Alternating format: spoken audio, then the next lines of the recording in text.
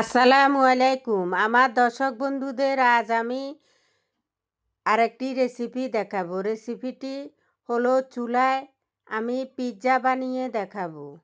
চলুন দেখতে থাকুন। এখানে আমি একটা রুটিকে বেলে ননস্টিক তাওয়ায় দিয়ে দিয়েছি।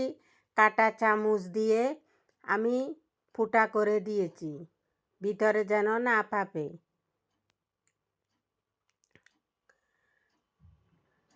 এখন টমেটো কেচাপ দিয়ে আমি একটু রুটির ভিতরে চামচ দিয়ে গুলিয়ে দিচ্ছি।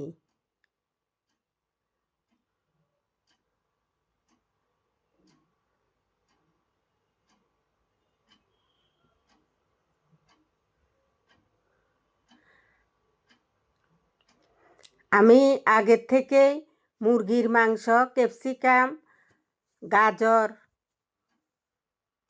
সবগুলোকে আমি ভাজি করে রেখেছিলাম। এখন একে একে ক্যাপসিকাম সাজিয়ে দিচ্ছি রুটির উপরে।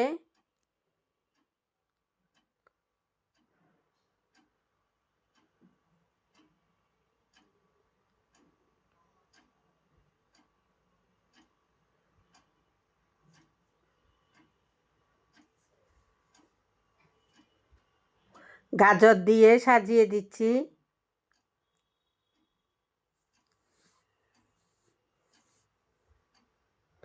মাংসগুলো আমি একে একে দিয়ে দিচ্ছি। দেখুন,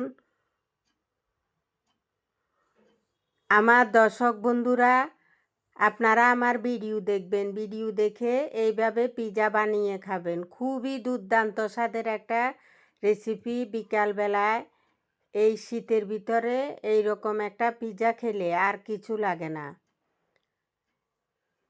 আর এই পিৎজাটা আপনাদের আমি বলতেছি, আমি খেয়েছি, আমি বানিয়েছি, এই জন্য না, আপনারা বাসায় এভাবে বানিয়ে খাবেন, দেখবেন আপনাদের কাছে খুবই মজা লাগবে। এখন আমি চিজ দিয়ে দিচ্ছি।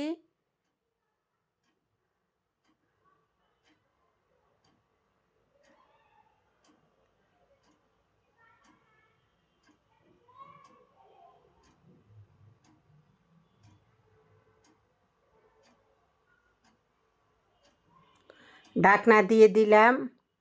আমি 15 মিনিটের জন্য ঢেকে দিয়েছি, চুলার আঁচ কমিয়ে দিয়েছি।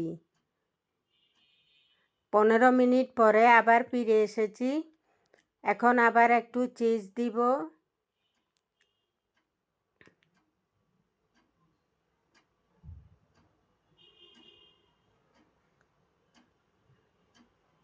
গোল গোল রিং করে আমি পেঁয়াজ দিয়ে দিচ্ছি।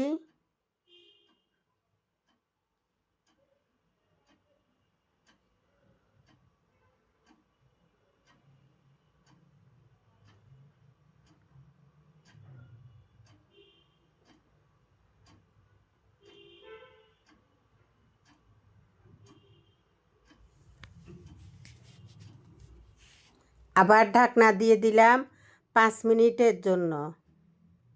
5 মিনিট পরে আমি ফিরে এসেছি।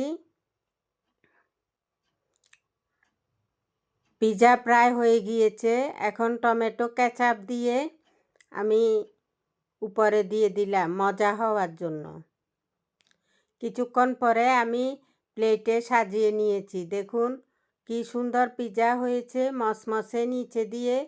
খুবই দুর্দান্ত মজাদার একটা রেসিপি পিৎজা। আপনারা বাসায় আমার ভিডিও দেখবেন, ভিডিও দেখে এভাবে বানিয়ে ফেলবেন, খেতে খুবই মজা।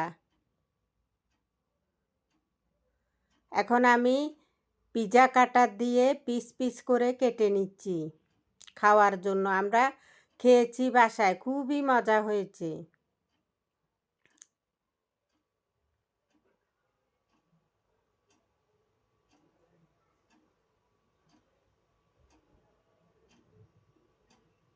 কাটা হয়ে গিয়েছে। হয়ে গেল মজাদার রেসিপি পিৎজা।